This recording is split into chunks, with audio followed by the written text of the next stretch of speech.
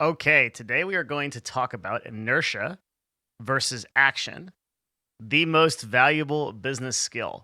And so to begin, I want to define inertia because inertia is a physics term, but I also really love it from the standpoint of productivity and getting things done. I think if you internalize the concept in this video, it will be the most effective thing you can do from a business or self oriented standpoint. And I mean that. That's a big statement, but I think it's true. Inertia is a property of a body by virtue of which it opposes any agency that attempts to put it into motion, or if it is moving, to change the magnitude or direction of its velocity. So that is a super technical definition, but I really love the part where it says opposes any agency that attempts to put it into motion. Inertia is something that we deal with outside of physics in our minds every single day. There are all kinds of things that are preventing us from putting things into motion or putting things into action. And this is the primary struggle of anybody that is trying to start a business or anybody that is trying to do anything in the real world, no matter what your level of success is. So today, I want to talk about this concept by outlining a person who I think is the example of the best inertia to action person that I know. And when I say inertia to action, what I mean is from a state of doing nothing or even being opposed to doing something, how do you turn something into a real result in the world? Real result being that something is produced, something is created, a product is offered, something is exchanged, there is something available to be transacted upon, there is a service created, there's a contract created, there is something that is physically in the world. The largest problem that we have in moving to a sort of digital landscape is that most people do not act. They live in a world of like ephemeral things, ethereal things. They're things that don't actually produce anything. They don't even produce things into the digital world, which could still be a result because that can initiate a transaction or action. They're taking actions that don't actually produce results. They're watching videos or they're consuming something or they're just wasting time. There's a million different ways to waste time. And if you take a I guess a category, like a calendar of what you are doing on a day-to-day basis, a log, you'll see that there are all these things you're probably doing to waste time because even the most effective people I know have these problems. Okay, so let's go back to that example and who am I going to use? Well, I decided that I wanted to use the richest person in the world, which is Elon Musk right now. Elon Musk is a super interesting character. There's a lot to talk about from him in a marketing perspective, but today I'm just talking about his ability to commit things into action. And you're going to see what I mean when I outline a timeline for you. So this timeline here is going to be for Twitter and just the whole process of what has happened since we have heard about what has happened at Twitter. I think it'll be really interesting for you, and then you'll kind of see this concept in action, which would be a better way than me just kind of explain it. So January 31st, this is before the public heard about Twitter or anything about it. Elon buys 5% of the company. And nobody really batted an eye to this. There was no significant news about it, but January 31st is where he first bought shares of the company. Now, March 24th, which is about 2 months later, he starts the marketing campaign. So take a look at this. Given that Twitter serves as a de facto public town square, failing to adhere to free speech principles that fundamentally undermines democracy, what should be done? Is a new platform needed? Now, keeping in mind that he already owns 5% of Twitter at this point. By April 4th, which is just 7 days later or so, about a week later, he owns 9%, and those shares become public. And on the same day, he's invited to join the board of Twitter. But 3 days later, he refuses the board offer. And then 5 days later, he offers to buy the company, like sincere offer, right? For $45 billion. And then 3 days after that, or 5 days after that, he retains Morgan Stanley to push a deal, offering $15 billion of his own money, and the rest would be in like bank loans. And then by April 25th, which is the time of this recording, there is news that Twitter is considering the buy and that this is hours away. So by the time that you watch this video, he may have bought Twitter successfully. But regardless, what I want you to look at is the timeline. So January 31st, which is the end of January, is barely 2 months, March 24th comes out, and he has already started action. And then after a week after this, he already owns 9% and invited to own the board. So this is a person who is translating inertia into action at a rate that we have never seen before. It's incredibly insane. The logistics of mergers and acquisitions are so complex that they normally take months, if not years, to do. Likewise, to upset or change the face of a industry, like electric cars, for example, is unheard of. It's never been done, much less in the time frames that somebody like Elon has done them. So let's take another look at this before I kind of break down into the concept. Let's look at Tesla. So with Tesla used to be a company that had a CEO and a co-founder. It didn't do anything. It didn't do anything for many years. But in 2004, Elon joined. And then by 2008, so 4 years later, he pushed out every other exec and became sole CEO. So 4 years he did that. And then in 2010, just 2 years later, he raised $226 million. And then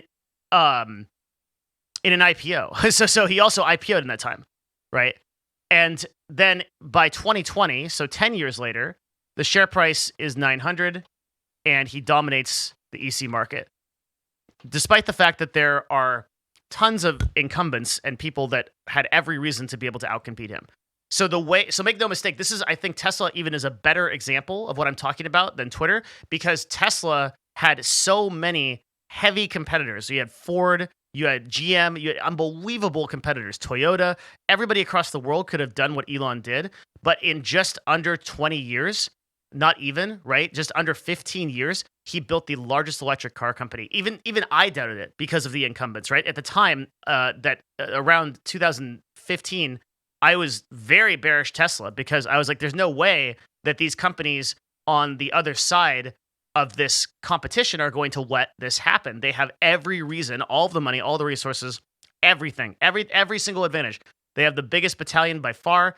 Toyota was producing like 150 to 1, some insane number.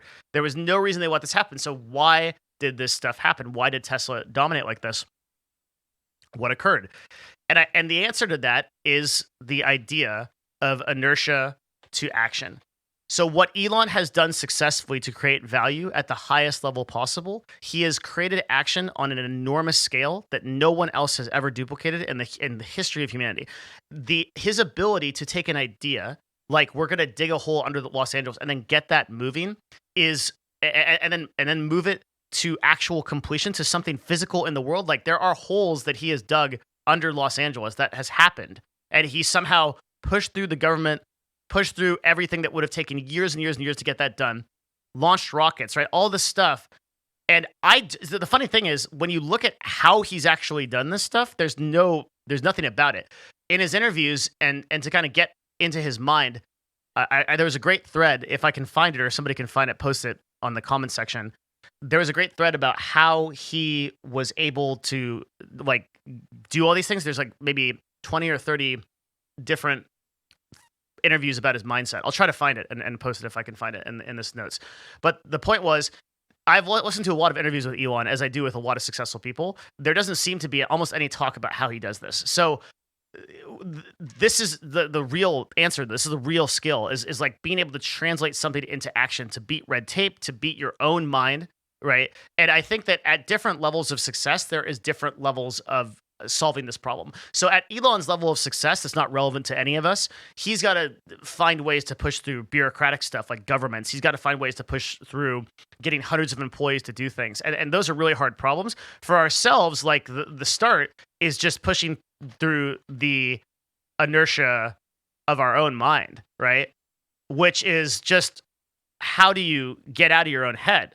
And you're going to realize a couple of things that I want to offer you that about this, because this is like probably where the vast majority of us sit. I mean, even like me, I have some there's some inertia in my company, but at the size of our company, which is around 15 employees right now, pretty much the entire problem is just all the problems in my head. So I actually, if you're listening to this and like you feel like that, I have that exact same problem. Like it's my ability to turn things into action. It's not really on anybody else at this point. And when I'm running a company of like 70 to 100 people, like I was at CLG, at that point, inertia starts to show up in different places, but you can still push it through as a manager. You can still push it through as a leader. So the principle here is that the only thing that matters is your speed of thought into action, right? So your ability to change thought into action. This might be the most important thing that I say. The only thing that matters is your speed of thought into action, your ability to change thought into action. Okay, literally nothing else matters. All your plans, all the stuff you have on whatever Evernote or on Notepad or whatever plans you have, whatever you've written down, whatever you've planned in your head, whatever you've talked to other people about, you've probably spent hours doing, doesn't matter at all. The only thing that matters is the action that has been taken in the physical world that's representative of your idea or your thought. So the power that human beings have is that we can turn a thought into something. Like everything around you started as a thought, and that's amazing. Every desk, every wall, every light, everything. I'm just looking at things in my room. All that stuff was once a thought. Somebody had a thought to create that company, produce that thing. And so that physical thing exists because somebody was able to push through the inertia of their own mind. That is becoming harder in our world because the amount of distraction and the amount of things that are holding us to not creating action is really substantial. So this is the only thing that actually matters. And once you understand that, you should be focusing your entire day on producing those critical actions that are going to actually physically produce products and services or actions within the real world and nothing else. Like whatever you have to do to get to that point, which we'll talk about in a little bit, is fine. But you have to understand that those things are middlemen at best to the actual problem, which is you are not creating action in the world. If you could theoretically spend your day doing purely action-oriented things, you would be someone like Elon. That's the difference between him and us, right? Is that he is producing massive amounts of action. He's with the same amount of time. He has no more time than you or I. He has no more time than you or I. We have the exact same amount of time on this earth. We have 24 hours a day, and he spends that day working towards things that almost purely produce action across multiple different fields. And if you look at, he's not the only one that does that. If you look at any success case, they are like this. They are people that create action at varying levels. And the people that create massive action, to borrow a Tony Robbins term, are the people that generally produce the most amounts of success. So something else to understand is like, because we're kind of talking about the realm of thought versus action. So you can kind of like separate them into two quadrants. You can separate thought and then action over here. With like thought is where you want to get away from. You want to just do the minimum amount that you need to be able to produce your action. And then your action is where you want to sit. By the way, this is true with everything, right? Like if you understand this concept, it's not just for business or like self success or whatever. This is in relationships. This is in your life. Everything. This is your exercise routines. Everything you can do. You can think about working out all you want. You're not going to get any stronger. But your actual act of going. See, this is like this quadrant is so important. So the next thing I think about is this is a Zen concept. This is one I'm borrowing from a lot of Buddhist text. Most thoughts are the same thoughts, repeating over and over. If you do any kind of meditation, you'll realize that most thoughts are the same thoughts and the same anxieties. And you spend most of your day in a loop. You just spend most of your day in a loop. The thing that breaks these loops are actions, and actions only. So if you meditate a decent amount of time, you'll eventually have a realization that the thoughts that you have are thoughts that you've thought before. And that'll mess with you. And then what will really mess with you when you do a couple more 100 hours of meditation is that those are the thoughts that everybody has had billions of times throughout all of human history. And that'll take you for a ride. Once you understand that you're just having the same thoughts over and over again, you start to see the futility of living in that place in your head. It's just this repeating stock ticker that goes on and doesn't actually produce anything. Furthermore, the thoughts that you're having that you've thought about or worried about over and over again that aren't actually producing any kind of action or anything in your life to fix your result are also things that are not only wasting your time, but causing you great anxiety, depression, and problems because you're just thinking these same thoughts over and over again. The things that break these loops of thought, that break these anxieties, these depressions, are not thinking more of the same thoughts. You can keep doing that for as long as you are going to allow yourself to do it, and nothing will change. Because in the realm of thought, nothing is actualized. The only things that are actualized are actions, right?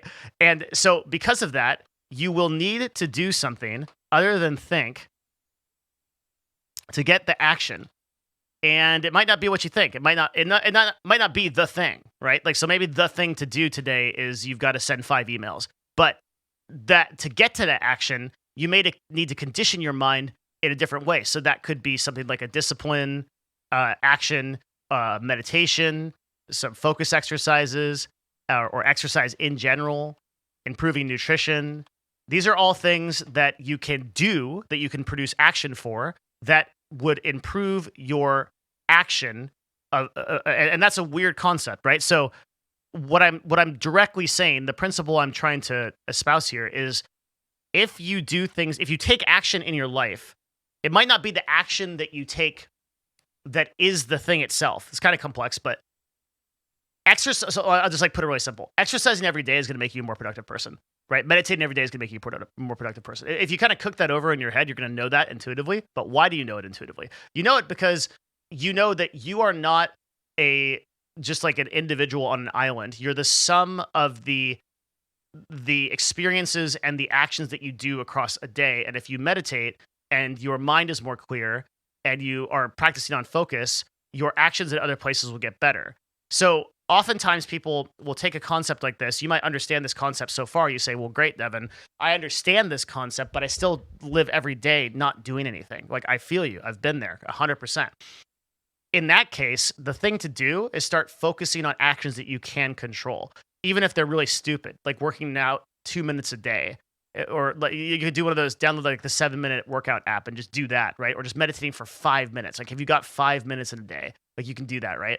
That you focus on those actions that you can control, because those actions will compound to actually get you to the point of being a person that acts at a great level of success. So you may not be capable of committing to an action that you want to commit to.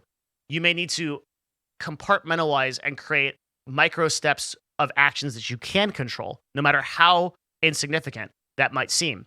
And I'm talking when I was at my laziest and just playing like 16 to 18 hours of video games a day. Sometimes like reading 2 pages of a book was a win for me over a 0 day. Sometimes like walking outside was a win for me over a 0 day. One of the things I used a lot was nutrition. I used nutrition because I could eat a little bit better. It's so easy to control.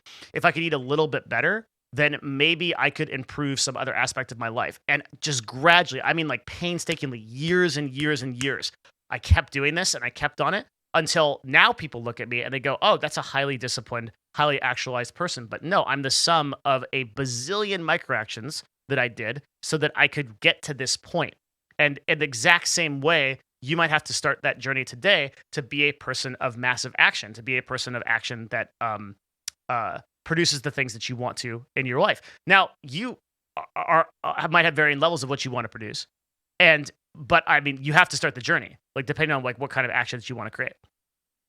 And so, if I could, there's a lot of tactical stuff that we talk about on this channel, but none of it really matters if you can't push through the inertia of your own mind and turn your thought into action.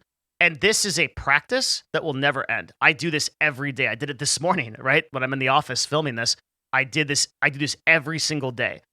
I have other techniques that I do, so maybe those are worth it. One in particular is I meditate a lot on the concept of finality and death, which is kind of a heavy subject, so I don't know if everybody should do it, but it helps me a lot kind of retain focus and persist in turning things into action. I also keep really good notes. Like I would say, okay, like what is going to make me feel fulfilled today? What action would make me feel fulfilled today that if I did it, I would go home proud. I would say, okay, that is done. That is something that is in the world. It exists. It's an improvement. It's a change in the actual nature of my reality. It's not just like up here. And that's a daily practice, literally a daily practice, a minute by minute practice. You will never end this battle, but understanding it is how you start. And I think the most important aspect of success that I can recommend. So I hope this is helpful. Hope it got somebody in the right way. Thanks for listening. Talk again soon. Bye.